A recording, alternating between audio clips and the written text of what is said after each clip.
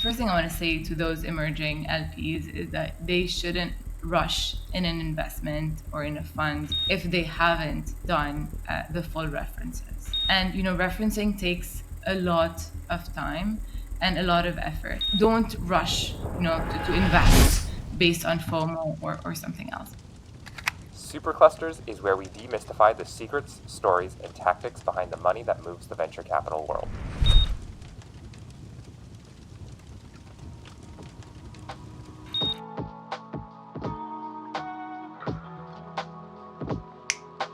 Welcome back, Superclusters fans, and today we have Raida Daouk. And for those looking to spell Raida's name, that's Raida, with the last name Daouk. And I think the only vowel in which you're missing from your name, Raida, is the letter E. So, nevertheless, Raida Daouk is the founding partner of Amkan Ventures, and she's best known for her role advising aspiring LPs into building out their venture strategy, or as friends of Amkan know, venture capital as a service. She's recently started Amkan Ventures to double down on that exact strategy, helping her LPs get access to the best performing emerging managers around. She's been around the block for a bit, and she broke into her VC catcher's mitt at BY Venture Partners. And if there's something to underscore in this conversation, it'd be the fact that she established and managed the venture arm of Bridge Capital Holding, a single-family office based in Dubai. If I were to break down this conversation into chapters, there are three areas I think many of you will get a kick out of. The first of which is the psychology of an emerging manager. How does one think? And if one were to create a course around that, what would that look like? The second of which is the art and science of reference calls and reference checks. And Raida does share the one question she loves asking at the end of all diligence calls. And the last of which is how to think about the GCC and MENA region. So that's, Middle East, Northern African regions, and how to think about building relationships and maintaining relationships in the region. And she really shares her best practices there as well. Nevertheless, without further ado, Raida, welcome to the show. Thank you. Thank you so much for having me, David. So, Raida, if there is a place to start with, I'd love to start from your early academic life, which is something that I found fascinating given that it seems to be the odd one out in the Rolodex of experiences in which you have biology. Could you walk through what was your early fascination about biology? That's quite interesting. I never really thought about, what impact it has on today's or what I'm doing today. I like to, so the reason why, I did the French baccalaureate back in high school. And there we had, either to go in sciences, literary or economics. I was good in math, so I was automatically going to the scientific track. But in the scientific track, we had to choose between extra emphasis on math or biology or physics. And the reason why I chose biology back then was, other than, I was kind of better at it than math, I was also really interested and curious about how life works and, how the organ and human beings work and think. And funnily enough, that's what I was just referring to. Today I was just thinking about, and I was talking with another manager about how important it would be or interesting it would be to have a course about manager and founder psychology. So imagine like a psychology course, very high level executive kind of education class that really teaches you what the founder or manager is thinking. Because, when we're underwriting GPs, it's really not easy, especially when it's emerging managers, which is what we do at Amkan Ventures. And the biggest part of underwriting a GP is really looking at their psychology, how do they think, and we really like to back, for example, managers that have a chip on their shoulder, that are really going to run through walls to make it happen. And I'm pretty sure that if we look at a big data set, we're going to find eventually traits in common. We're going to find common recurrent aspects, and I think that psychology would be a good window into this. And I guess maybe that's why back then, 20 years ago, 15 years ago, I might have chosen the biology track. What a prescient track altogether. And I 100% agree. And if I were to like double down on just that, we're going on a tangent straight off the gate. So this is going to be our little rabbit hole at the very beginning, which is, you mentioned you would love to teach a class on like founder psychology. And I don't know if this is the best correlate. I took an intro to psychology class back in college, and the first things you learn end up being like, oh, these are the symptoms of oxytocin and dopamine and serotonin, and you learn all these chemically induced phrases, so to speak, and at some point it becomes Latin, and I'm learning this for the first time, and it becomes very science-y in nature, at least the class in which I took at Berkeley, and less about the how do you actually apply it. I imagine that when you mention I would love like teach about founder psychology, there's some practicality and application to this. And long-winded question here, which is, if you were to teach a founder psychology class, how would you structure that curriculum? That's very interesting. And I'm definitely not yet there, but would love to be doing that at one point. Just because, I think it's really based on a lot of learnings, seeing so many managers. So for example, today, obviously, I've been seeing a lot of managers having worked with in the investment team of an emerging manager or emerging fund. And, I really feel like I've seen what it took the GPs, to build it from a fund to a firm. And I like to see that drive, that, hunger in managers that we back. And, today, new managers that are getting started were getting started in 2023 or 2024, they're being faced with, rejections and a lot of illiquidity from LPs due to the downturn. But these are managers that, we know for a fact that they're in it for the long run. It's an uphill battle, yet they're still deciding to go for it. They are aware of the opportunity today, especially in the pre-seed, which is where we invest. And they want to take full advantage of it, regardless of the short-term losses. So they are hungry and fierce and will run through walls to make their fund an exemplar one. And that's exactly the type of founders that, we want to back. That's the type of traits that we hope to find and share eventually once we do have a more complete data set. There's this portion that came up just now, as well as in our earlier conversations, which is the idea of running through walls. Yeah. And I'm curious to you, we've had multiple conversations, we've made introductions for each other to certain managers that we really believe that can run through walls. And so in your mind, if you were to characterize and make this a little bit more tactical, what does running through walls or, breaking through walls mean to you?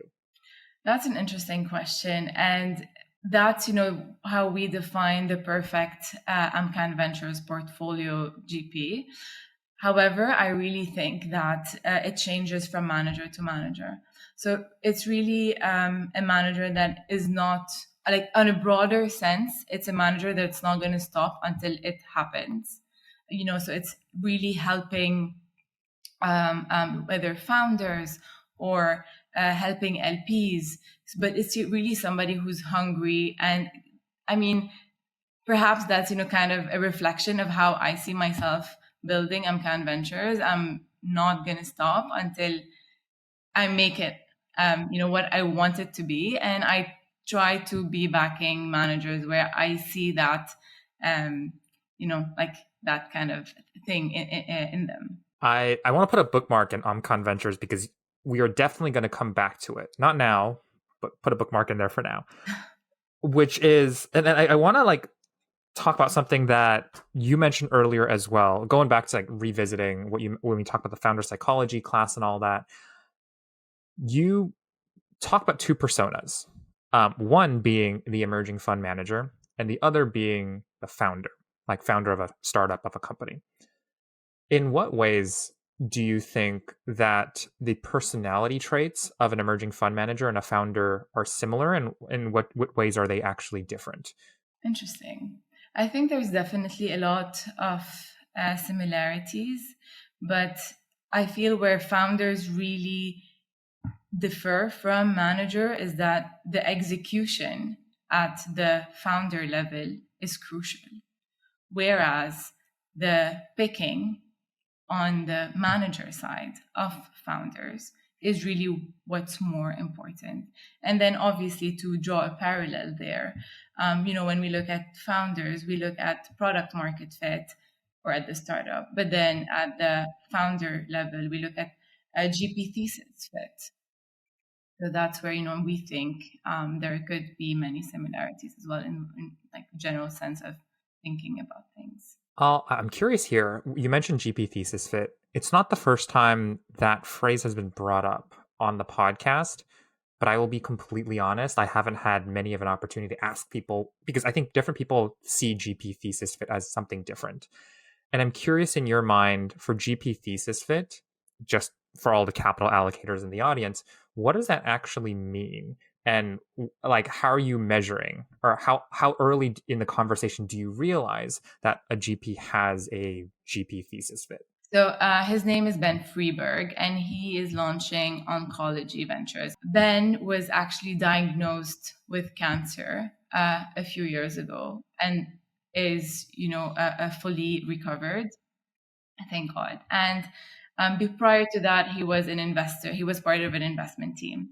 But having gone through that journey of cancer and survivorship, he really firsthand saw and understood the issues that are, happening in cancer care and, cancer support in general. So he doesn't invest in anything that require FDA approval. So it's really not a medical kind of fund, but rather the whole support system around it. And I think, there's no better person positioned to be investing in cancer tech products that are being launched other than Ben. I love that example of a GP-thesis fit. Because he has gone through a lived experience where he was on the receiving end for the companies and the founders in which he'll be backing, the things that he wants change. And he is, if I might put it this way, let me know if I'm putting words in your mouth, by the way. He is married to the problem, having experienced the problem. And he is looking to invest in founders who can provide solutions to the problem he so innately felt. 100%. Couldn't have said it better. You did say it better. I'm just paraphrasing. That's my job here.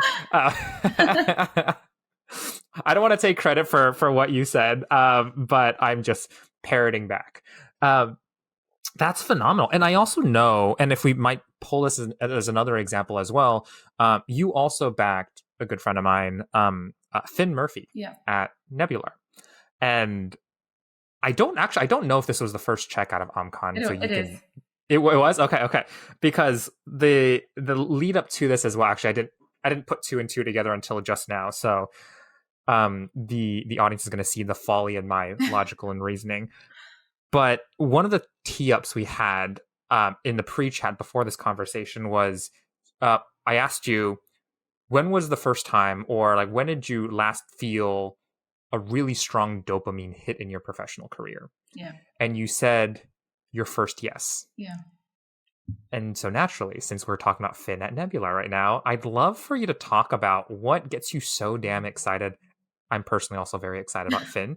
But what gets you excited about Finn and Nebular, and why you chose to back them? And I don't know if you want to tie it into the GP-thesis fit, but just a story of like how this all came together. No, of course, happy to tell you more. So when I met Finn, I was introduced to Finn by a friend of mine also in the VC ecosystem, and he told me that he's a great person to know, and I should be talking to him. I started talking to Finn, I think it was maybe 6 months before I actually did the investment. I was still fundraising. I didn't have the first close done yet. And I was very transparent to Finn about it.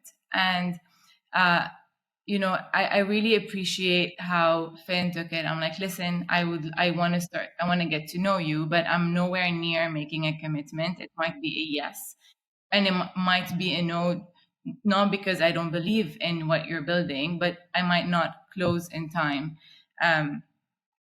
before your final close.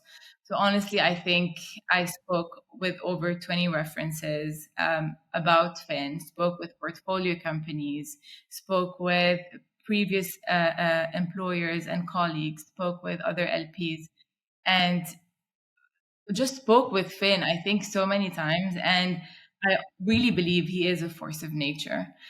He will not sleep until he makes it. Sometimes once I called him, and we were supposed to have a call, and he just like gave me like, I'm so sorry, I'm so jet lagged, like just landed, but like here I am, whatever you need, I'm here. And it's that access that he provides, being very available, without also being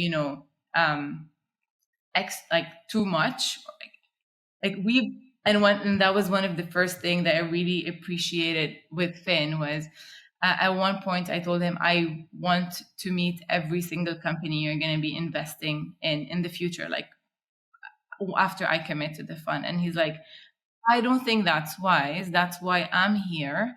Like if you need something, I'll get it for you, but I need to protect the time of my founders. And, I appreciated so much the honesty and, the bluntness of it. And at the same time, it's true. And then he said, like, for me, I wanted, to meet so that I could potentially help them with business development down the line, being based in the GCC region, etc. But he said, Finn said, you're obviously going to have the opportunity to meet them at the AGM, etc. But I'd rather you don't schedule one-on-one calls, and like follow up with them all the time. You can follow up with me anytime, and I'm happy to provide you with all the information that you need. And I think it's so important to be able to have that level of comfort and honesty with somebody that we're backing. Like obviously, it's not going to be all roses and hopefully a lot of happy moments, but also it's important to have real conversations. First of all, I agree with everything you said about Finn, and the amount there's this spectrum that at least I have in my mind where it's like on one end of the spectrum is honesty, and on the other side of the spectrum is, and maybe it's not like diametrically opposed, to be completely honest, but there's honesty and there's transparency. And in a lot of ways, there are folks, and the word transparency has gotten really overused as of late. Everyone's like, oh, you got to be super transparent, GPs to LPs, founders to GPs, GPs to founders, like transparency. Even in companies, it's like founders got to be transparent with their employees. I actually personally don't believe in transparency, because there are certain things that's just taken down to a company level where if a founder goes like, hey, you know what, we're currently fundraising and we've just gotten rejected by 30 VCs, and that's just part of the process, to be completely honest, as a founder of fundraising, right? But if a team member hears this level of transparency, it's like, oh shoot, they don't have that same context. They realize, they think they're like, oh shoot, we're getting rejected a lot. That means the company must not be doing well. And it sends a very different message without all the additional context clues. And the reason actually, like that was a pensive thought there. I'll pause there. Raida, you have additional thoughts. What are your thoughts there? I fully agree with you, because I mean, I do agree on the part where, there's definitely the signaling, but also, a manager or a fund, like a GP who's been in the business knows that there are going to be no's. It doesn't mean that, the company is not doing well. I agree with you.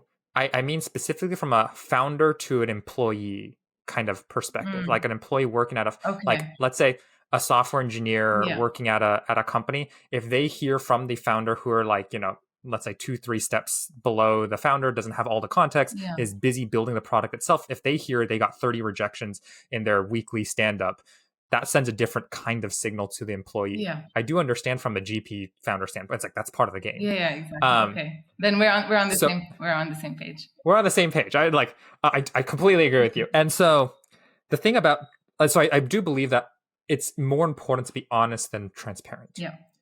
And that's the whole moral of the story I'm sharing here. And what I really like about Finn is that he was very honest with you with, here are the things that are at stake. Here are the motivations of why I'm saying no. And so that it made sense to you as an LP. I do also want to like caveat there, or like just ask up flip side of the question to you, since we have a lot of like emerging LPs in the audience, could you walk through the rationale? And I do see that this comes up quite a bit in a lot of limited partner conversations I have. Could you walk through the rationale of why an LP would want to do reference checks and or talk to every portfolio company? Yeah, no, more than happy to. I mean, it's, what I do day in, day out, and I can talk about it nonstop. So please stop me whenever, we're this is what the podcast is for, talk about nonstop. These are like the insider conversations that our listeners tune into. So it's obviously underwriting an emerging manager is extremely difficult, just because, their previous investment track might not be very extensive nor very relevant in the industry or vertical that they're going after. Plus, it takes about 10 years or at least 7 years to start showing. So if you're going with a manager who's been investing for 5 years, then their track record is not going to show. And I also want to add one very important thing is that past performance is really not indicative of future performance. So for me, going after a manager just because they've had 2 great funds, top decile fund, doesn't mean that the third one will be. So the way that we underwrite GPs is there's a bunch of things, and I'm happy to walk through them. One is we think of them of how can they win? Why will the founder choose them? And then that also goes back to kind of the psychology, like how are they going to utilize their traits, their characters to win founders over in terms of personality, but also in terms of value add. And I know that's definitely a term that's very, very overused, but also in terms of value add based on their previous experience, not just going forward. So for example, and that's, one of the reasons why we really like operators turned fund managers is because they have, built something with their hands. They've gone through the same path as the entrepreneur that they're backing. They've probably raised some venture money, so they have been on the other side of the table. And obviously, you cannot know that unless you speak with so many references of people who have interacted with the fund manager in the past. And just to give you like a short list, we speak to previous colleagues, we speak to portfolio companies, within portfolio companies, we speak to managers who, to founders who have either failed and also who have succeeded. We want to see how the interaction and the relationship changed between the fund manager and the founder after those events, after the funding round. We also speak to LPs who have reinvested, if let's say it's a fund 2. We also speak to LPs who haven't invested. So it's the hardest part and the most challenging part is definitely the references, because you need to find those people who are going to talk, and they're most of the time not on the reference sheet that the fund manager is giving. But then there's also, to add one more caveat to that, understanding what is the mindset of the reference you're talking to. Because sometimes if it's a portfolio company that they just got money from, then it's obviously in their best interest to sing their praises. But and others, if it's a colleague or an ex-colleague who is disgruntled that they left, then there's again so much psychology going around here. You just need to read people as much as possible, and I think that's very, very important. So it sounds like the incentives of the person who is giving the reference matter a lot. And it's the equivalent, I don't know if this is the best analogy, so Raida, you can correct me here. It's the equivalent of like when you go on like Amazon reviews or Yelp reviews, it's something I do. So I'm speaking my own book here, which is I kind of ignore all the 5-star reviews and I ignore all the 1-star reviews. Yeah. Because the 5-star reviews are always going, oh, it's the best restaurant ever, and it's like it's the most amazing. I like every single dish here. The 1-star is like, I hate everything. Everything was horrible. But what really is telling are those who are like 3 to 4 stars. Yeah. Because they're like, there are some good things about it. Here are the pros about it. Here are the cons about it. And it's up to you, and almost in this reference check way, it's up to you to decide if those cons about that restaurant or their cons about that fund manager is de-riskable for you and as you're investing. Yeah. Some people, the cons are too much. It's just like, this is too much for me to handle.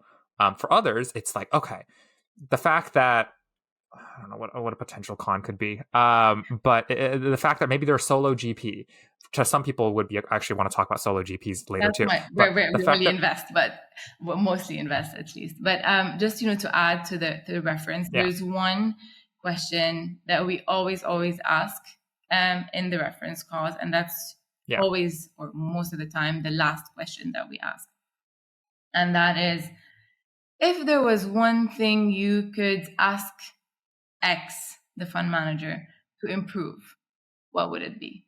Because we want them to, that is the way we see what is actually the negative.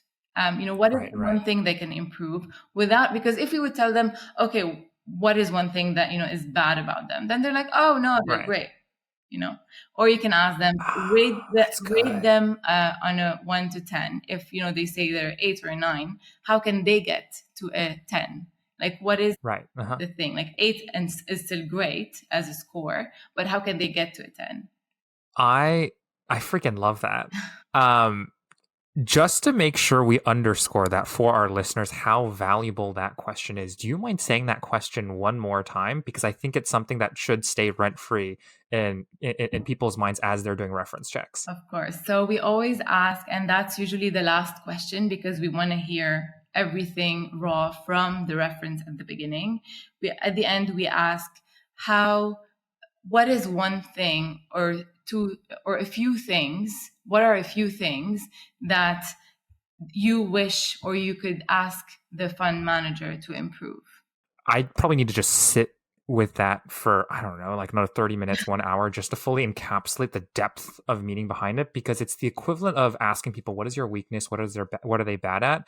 But it's not too direct to the point where they're going to give you a cop-out answer, like this sugar-coated answer, but direct enough where you can get to the center of the onion, so to speak. I want to talk more about references in the sense that because at least for Finn's fund, for Nebular, you said you talked to like 20 plus references and talked to other LPs, people he used to work with, founders, everyone. In your mind, what is the optimal number of references? I don't know if that's the right questioning, but is there such thing as too many references? Is there such thing as not enough references before you make an investment? There's definitely both. I think 10 to 20 is good, is more than enough. Perhaps if you want to, shorten the range even more, that would be around 10 to 12 references, especially, if, they're more or less or 80% in the same range. If you're getting big disparities, then no, you definitely want to increase that sample pool. But with Finn and Nebular specifically, just because it was my first investment, I definitely didn't want to make any mistakes. I was, asking a bit of everybody. But, at the end of the day, you are always going to get negative references. And there is something, that is too good to be true. That is real. If, if somebody doesn't have a negative reference, then there's something wrong here. And yeah. But then, the more you increase your sample pool, the more you're opening up yourself to more opinions that at one point, you have to make up your mind. You're never going to be able to talk to everybody, and then you're just losing and digging yourself in too much noise. That makes sense. Too much of a one-sided, so to speak, reference or conversation it should be alarm bells in and of itself. So it sounds like, correct me if I'm wrong, that you will do as many references to get an idea of the nuanced kind of person they are. And that should typically include some level, doesn't have to be like strictly negative, but some level of negative references, in the sense that he's great, or he or she is great in these regards, but ... You're looking for the but. Yeah. And if you don't have the but, you will keep looking for facts, references to eventually find the but ... And I mean, just because, there's nobody is perfect. And, when we're investing, especially that it's LP money, I want to make sure, I want to know what the shortfalls are. And I want to be sure that obviously that's fine to have, everybody has them, that the positive, that they compensate with the positive. And at some point, I feel like a lot of LPs have a large enough network to call on references at any given point in time. But for folks, and whether this applies to your situation or just advice you would give to people who don't have that level of network, maybe a family office or sovereign wealth fund who is allocating to venture for the first time doesn't have the depth of network that you have, which is the context of off-list references. So the fund manager will give you a list of, here's everyone you should talk to. Most likely they'll say mostly good things. But then it's also important to do off-list references. If someone does not have a direct connection to they used to work with the founder at Asana, or whatever it is, right? What is a good way of wording that cold email or cold message in order to have that, 10, 15, 30-minute call with a potential off-list reference? The first thing I want to say to those emerging LPs is that they shouldn't rush in an investment or in a fund if they haven't done the full references. And, referencing takes a lot of time and a lot of effort. And some family offices or high net worth are not really equipped with that. And that's fine. Just, find or outsourced, whether via another vehicle. But don't rush, to invest based on FOMO or something else. But in terms of wording, let's say, you do have somebody who's there full time and has nothing better to do than reference those managers. I think a good wording, and most of the time, it's usually on LinkedIn. It would be, hi, from XXS family office or fund of fund, etc. I'm looking to invest in this manager. Would you be free or available for a quick chat? I'd love to hear your thoughts on how your relationship is with them. And there's something that you mentioned earlier where you shouldn't ever rush into decisions. That I think this is a Kevin Kelly quote, but I might be missing the attribution here, which is, beware of decisions that you make out of fear. Interesting. I've never heard this, but I love it. Actually, I would highly recommend. There's Kevin Kelly is he's not really a poet. I don't think he described himself as a poet. I think his claim to fame was he was the editor-in-chief of Wired magazine at one point in time. Writes a phenomenal blog. Highly recommend it in general. And he has, I think it was 65 unsolicited pieces of advice. And he's just I will say it is some of the best. It's not technically poetry. And for the pundits out there for poetry, they're like, oh no, David, it's not really a poem, right? But in my mind, poetry is taking a very complicated and complex topic and not really dumbing it down, but simplifying it to a point where the average person can be like, I know what that means. Yeah. And so in many ways, idioms and proverbs are also poems in my mind. Interesting. Tweets as well. So anyways, this is one of the 65 pieces of unsolicited advice that Kevin Kelly had, but that's where it comes from. I want to switch gears a little bit to we're going to fulfill a promise to our audience. We're going to eventually get back to Amkan Ventures because I'm sure people are curious about that. But I want to talk about the predecessor to Amkan Ventures, Bridge Capital Holdings. And we mentioned at the very beginning, but I know a lot of our audience members happen to be family offices. I also know, just because a lot of them have just reached out to me saying like, hey, you know what? Like, I'm a family office. I'm looking to set up a venture arm. How do I begin? I've tuned into this episode, that episode, that episode. So I can say with confidence that we have family offices listening. And for context, Bridge Capital Holding itself is a single family office, as we mentioned in the intro as well. How does one think about setting up a venture arm for their family office for the first time? We mentioned earlier, some people just may not have the connections. They may feel like they need to rush into a decision. But what are the parameters that one should think about when setting up a venture arm? No, of course, that's a great question, David.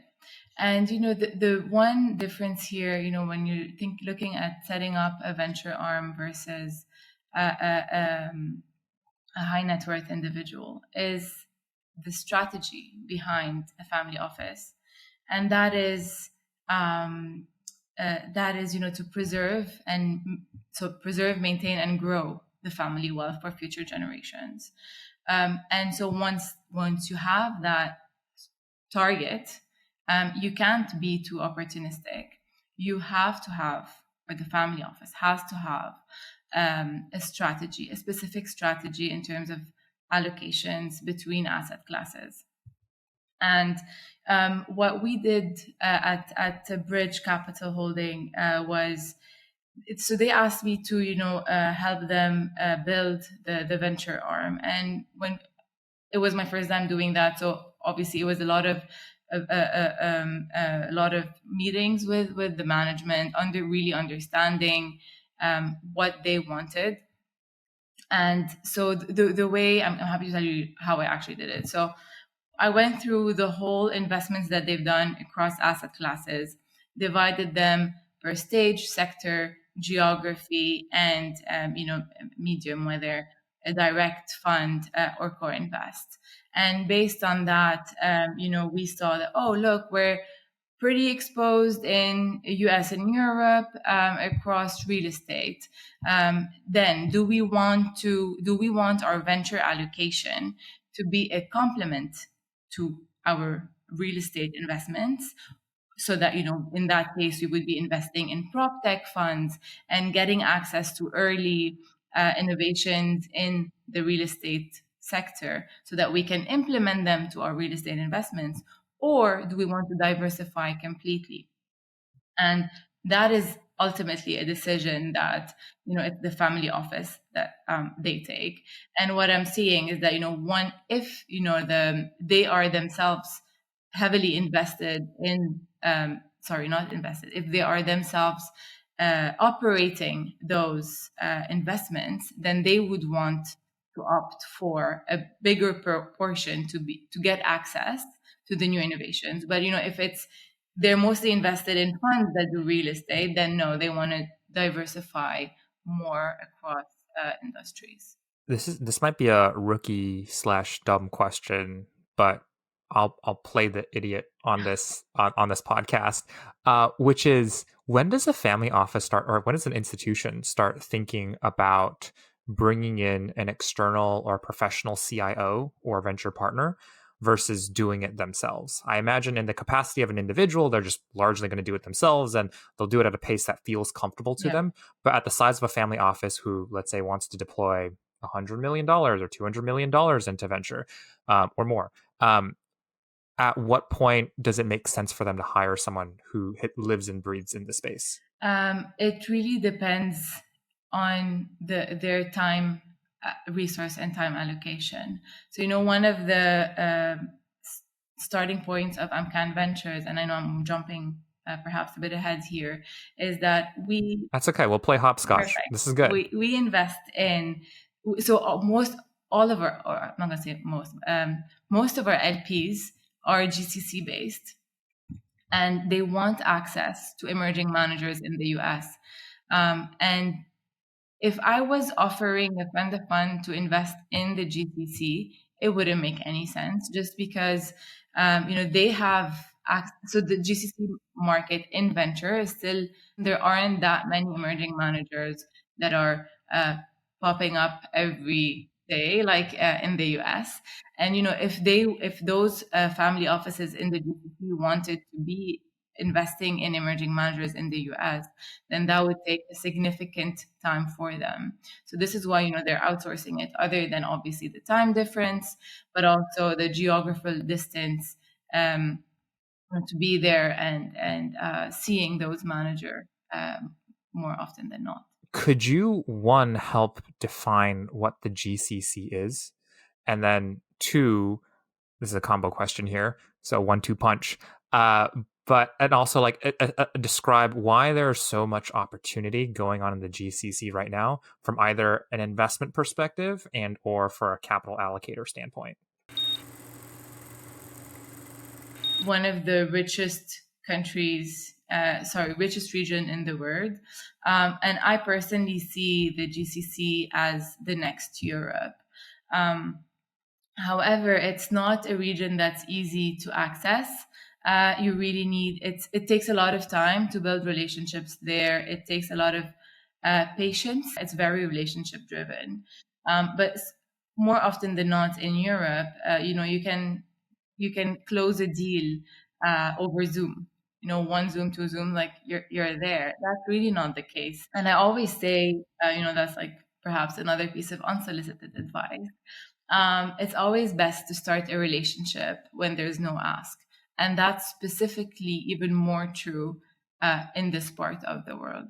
When we feel that there's no real ask, it's just there to build the relationship. See, perhaps we could be doing business on the long run, but like nothing right now, like no pushing deadlines, etc.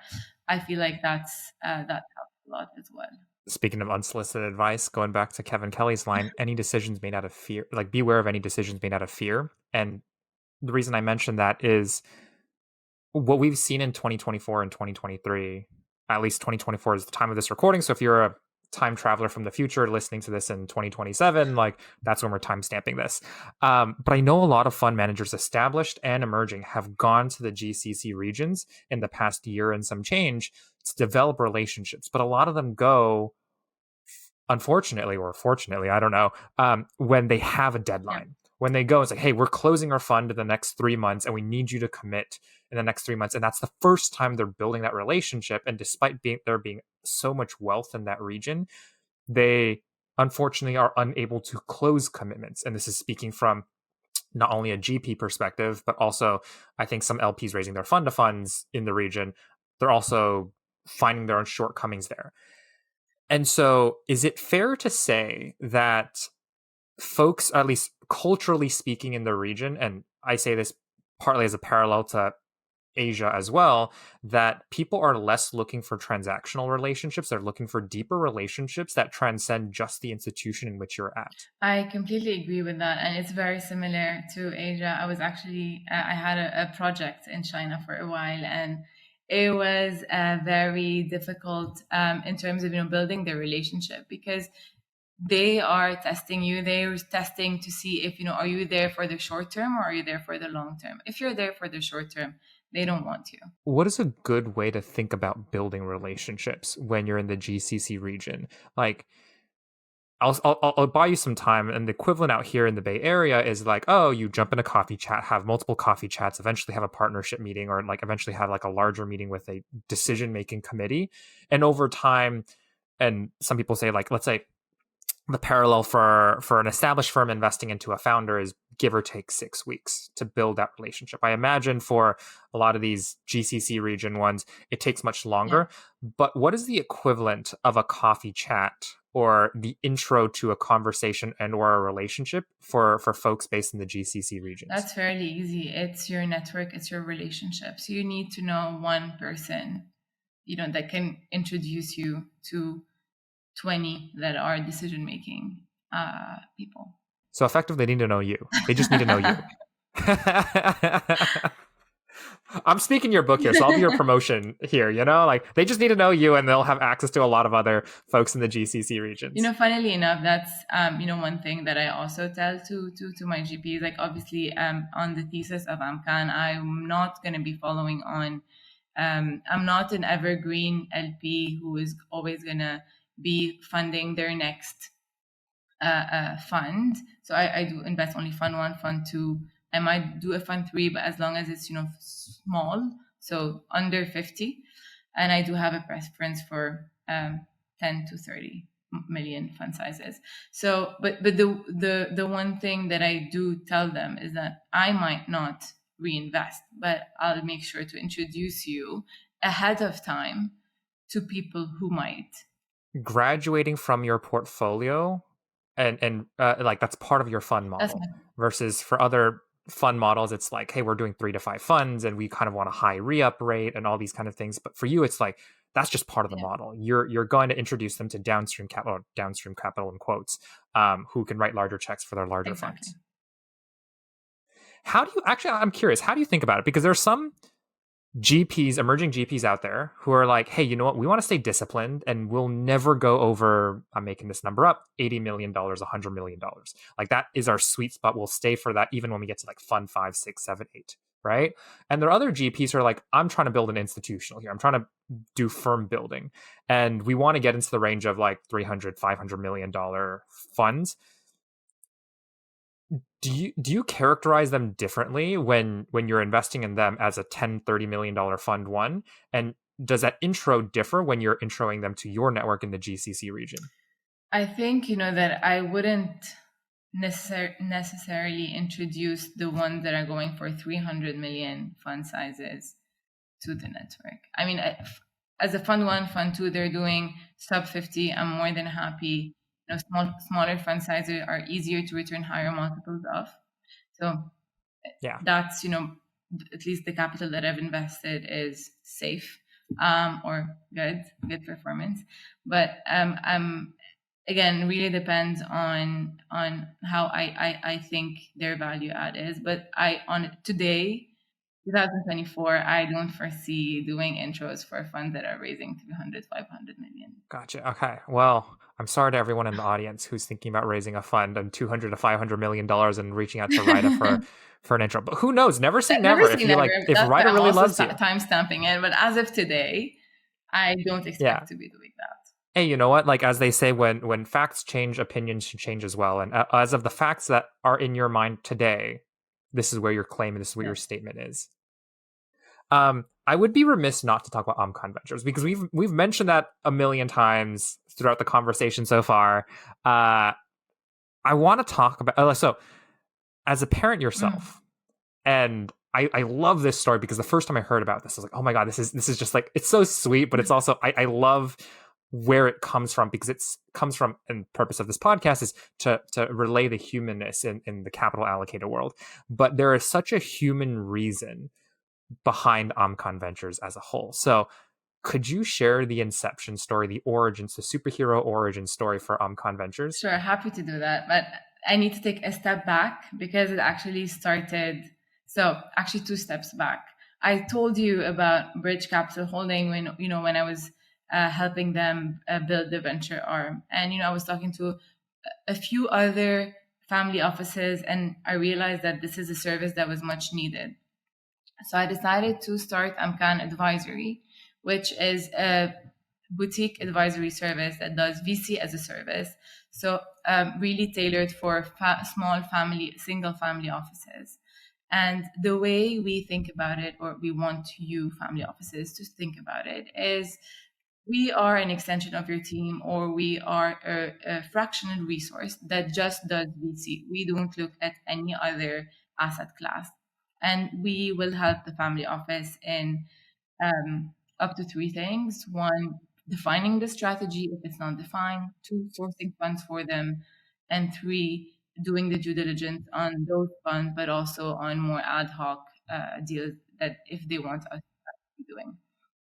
And I did that for a while, got a few clients, but this is where I realized 2 things.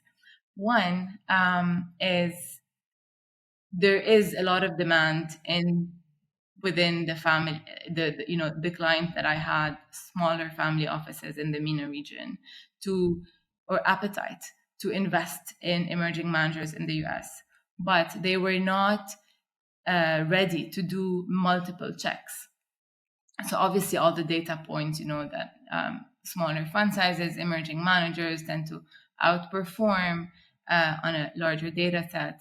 but they were, I mean, the data says that, but there's still, there's the risk profile that those family offices were not ready to commit to multiple emerging managers. So I felt, that, there's a need for a diversified product, which is the fund of fund.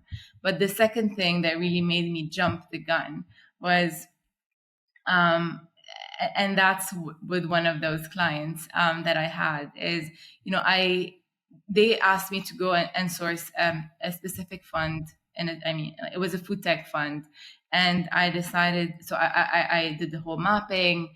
I spoke to so many food tech funds, emerging small fund sizes, etc., and built so much conviction about that specific manager. And obviously it takes time, it takes so much effort. Like I really wanted them to be backing them, and they ended up not backing it just because they had some liquidity issues, which is very happens very often with family offices. There's changes in priorities, and that's where I'm like, what, I'm not cut out for giving opinions. I want to be managing it. Give me, whatever you think you can spare, and I'll make the best out of it. I love that. We didn't get into the story of why Amkan is called Amkan, by the way. We do want to touch on that. But I love that perspective, because in a way, like these folks, these clients you were consulting for, these capital allocators, they were looking for something to fit in a bucket, and they were in ways like outsourcing their conviction. And then because of the work you did, you built up your own conviction in emerging managers. And you decided, hey, you know what? I've done so much homework. I know the industry well enough. I've got to put money where my mouth is worth, effectively. And that's why Amkan Ventures happened. I'm curious, before we actually talk about, and to seed this, like, we do want to talk about why Amkan is called Amkan. But before that, you mentioned like for the food tech fund, you looked into a bunch, you reached out to a bunch, you got to know a bunch. Could you walk through what that playbook might look like? How did you begin research on that? Was it through PitchBook? Was it through Crunchbase? Like, where did you find the repository of food tech funds out there to eventually build a diligence model behind? PitchBook definitely helped, but at that time I didn't have access to PitchBook, so I was, it's expensive. Very expensive, unfortunately.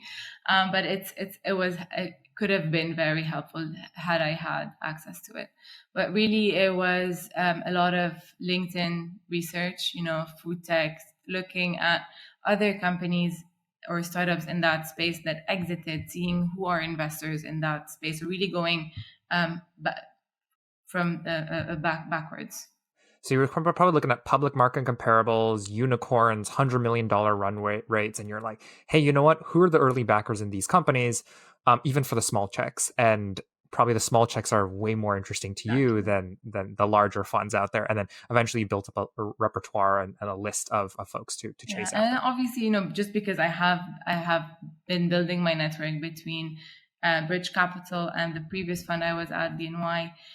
So I did have access to asking people around me, like, oh, I see you're connected to them on LinkedIn. Can you do a warm intro? Who else do you know in that space, etc. So that was also very helpful. Network pays off. Like, what is that saying? I'm forgetting the attribution here, but your network is your net worth. Yeah, exactly. We've delayed this long enough. I don't want to bury the lead here. Why is Amkan called Amkan? I think there's a really special story there. So if you can share that with our audience, I don't know. I love it. So maybe I assume some of our audience would also do as well. So actually, Amkan is the combination of my kids' names, Amaya and Rakan. And actually, I started Amkan Advisory unofficially when my son was 3 weeks old. So that's when, I started really doing the advisory piece. And I'm like, what, this is my third baby. I'm putting my heart and soul in this. I'm working tirelessly. I love it. And to take it a step back, I'm actually really curious, not from a venture perspective, but just from a parent perspective. One, let me know if I'm poking too deep here. Was it always the plan to have 2 children? And then if so, like, did you have a list of names? Like usually people have a list of names they go through. And for some people, there's thematically, like if you know you're going to have two children, you want to tie both of those together. They either rhyme, they either create another meaning of itself. Was that intentional from the Not beginning? at all. So my daughter, we named her. We knew we were going to name her Amaya. It's not a very common name, actually, in the whole region. I haven't heard it. It has Spanish origins, but we found or stumbled upon it by mistake, let's say.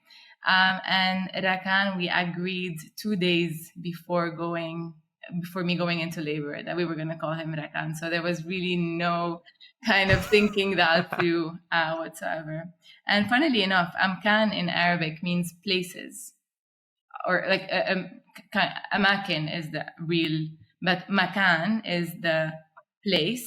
So places, Amkan. I think there's layer on layers of meaning there. And so because of that, not just because it's the combination of your children's last name, but when you were sharing it, like, here's real meaning in Arabic, I was like, I'm going to be honest, it sounds completely intentional. I'm going to tell you, it really was not that thought of beyond, let's put Amaya and Rakan together. What do we get? Hey, you know what, Raida? We could do a revisionist history. You could just be like, to all the future LPs and all the future GPs that are pitching to you, like, hey, you know what? Amkan was just totally intentional from day one.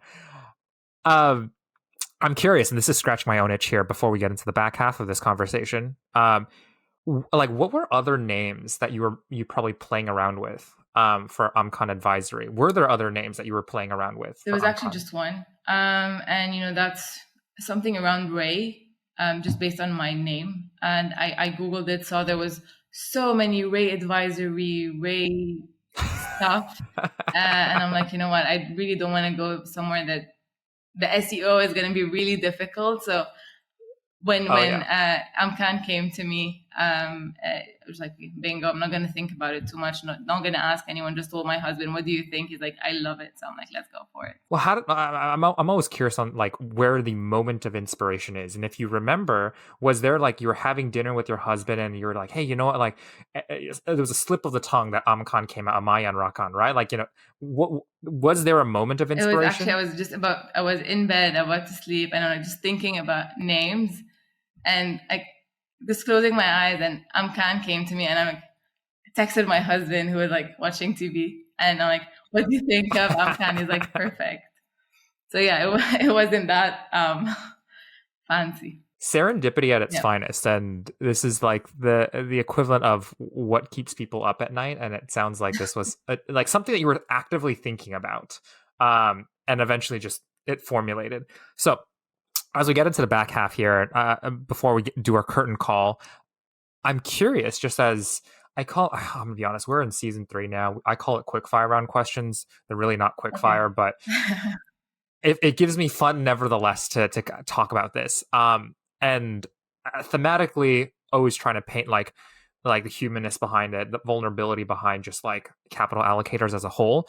But what is an investment you missed out on, not because of what you did, but because of what you didn't? Because we talked about Nebular, and obviously there are a bunch of other funds that you and I are both like mutually known to each other.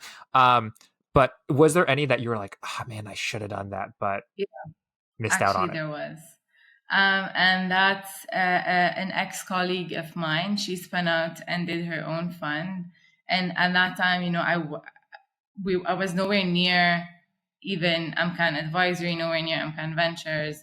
But I could have and definitely should have put something personally, because, especially as a fund one, every check means something, and it's more than the amount of the check size. It's really it's the little wins that, as a person fundraising, that just keeps you going, that momentum. And that for me is a very big regret. But I mean, she's going to fundraise fund 2 end of this year, and I already told her, count me in.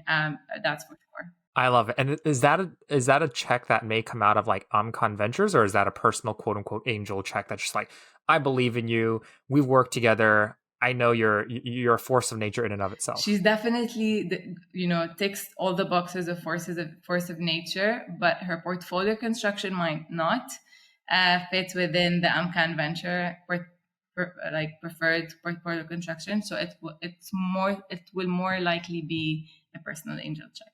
Okay. Next question in the quote unquote quick fire round theme, which once again I might need to rename, but nevertheless, I want to talk about. We mentioned this at the beginning, or somewhere near the beginning, the idea of solo GPs. We have a lot of effectively LPs who've been on this podcast so far who've had an allergic reaction to solo GPs, and this is true for LPs as a whole, to be completely honest. It's the equivalent of GPs having an allergic reaction to like solo founders, right? But as a solo GP yourself, I'm actually really curious of where do you see the magic in solo GPs that other people might be missing? I love solo GPs. And I have a very big preference to back solo GPs. And, one of the reasons, there's many, many reasons, and I'm happy to go into most of them. One is, venture is non-consensus. And, time spent between co-GPs discussing, arguing, convincing each other that is the right investment is time spent away from execution and really doing, like talking to more founders, etc. Again, as long as the solo GP is not just rushing into every startup. But yeah, so I think the leaner the structure, the better. And also, I don't want to be spending more time on discussing and arguing.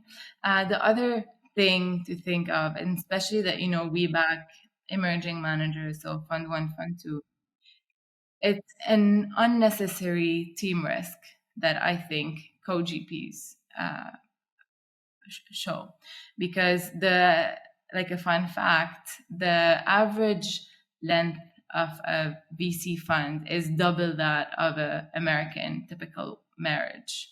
So, VC splits are much more likely, or let's say divorce is much more likely than being hit by a bus. So, really big hats off for solo GPs. And also, once solo GPs have also that, chip on the shoulder, run through walls or to make it happen. So again, that personality trait that I really like to see. In some ways, it's almost easier to underwrite an individual's ability to hustle than the combination of a partnership's ability to hustle. 100%. Last question here. This is a question, I'll be honest, to our audience, I've had on the quote unquote list of quick fire round questions for a long time, but this is the first time I'm asking this, in all fairness, which is, Raida, if you had access to perpetual capital, evergreen capital, we've mentioned the word evergreen a little bit here and there in our conversation so far, how does that change your mindset as an LP? And if you do have it, like how does your mindset change if you didn't have it? So first of all, I need to be very honest. The capitalist in me loves the idea of evergreen capital. But really, once you have access to so much or to a known amount of capital coming your way, then you're not worrying about management fees. And that obviously leads, so you're not really worried. Or let's say your incentives are less aligned, just because you're less selective. When you have, the more constrained you are, the more conviction you will have with each manager that you back. All right, that is a better note to end on than any. Like, oh my God, you are good at mic drop moments. Raida, as a last question I ask for everyone, it's not really a hard-hitting question at all, but you're out and about for Amkan. You are quite vocal on different platforms as well. But if you were to pick one platform for people to reach out to you on, either as an LP looking to learn more about the GCC region, how you do reference checks, or just interest in Amkan Ventures, or GPs who are interested in pitching you, where's the best place to find you? The best place, if you want a guaranteed response, and I try to reply as much as possible, but we all know, sometimes you fall short, but the guaranteed response is through a warm intro. because whenever anyone that is in my network asks me, like this person asked for an intro, can I intro you to them?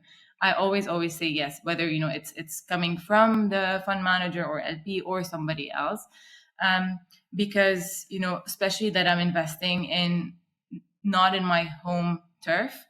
I want to be as plugged in as possible, so I really want to.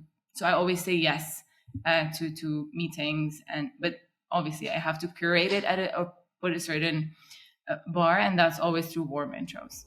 I will be completely honest here, Raida, that you may have given 3 people extra homework here.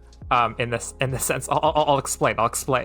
The reason I say that is, 1, naturally, I think people will reach out to me asking for an intro to you.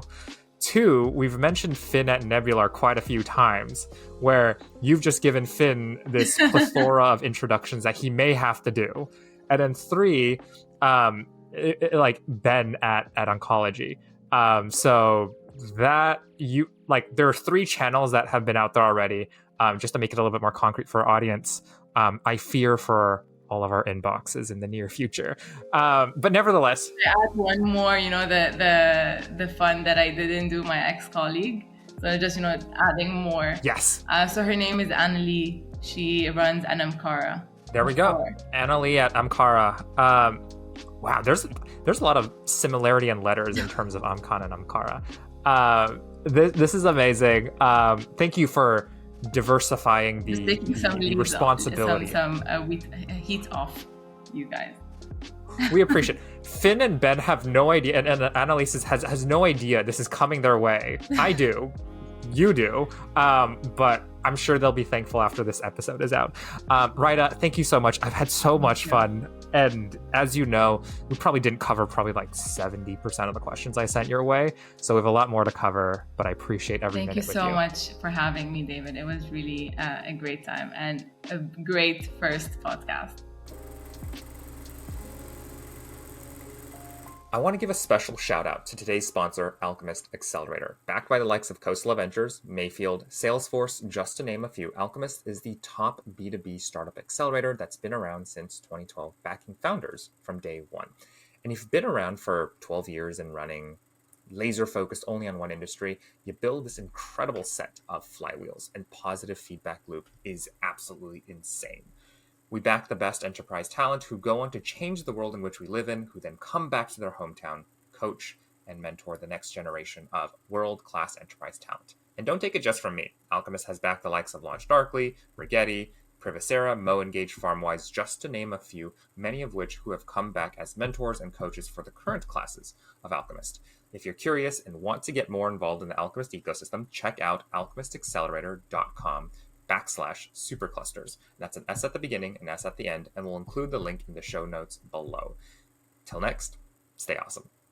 Hey Superclusters fans, David from Post here, and if you're tuning in from Spotify, Apple Podcasts, or wherever podcasts find your ear, it'd mean the world to me if you left a review. For those from the YouTube universe, let me know if you agree or disagree in the comments, and it'd mean a lot to me if you could share this episode with just one other person who'd get a kick out of today's topics. I'm on the road to publishing to at least 100 episodes of Superclusters, so every comment, question, review helps me make this experience more helpful, exciting, and fun for you. And lastly, I want to share a quick disclaimer.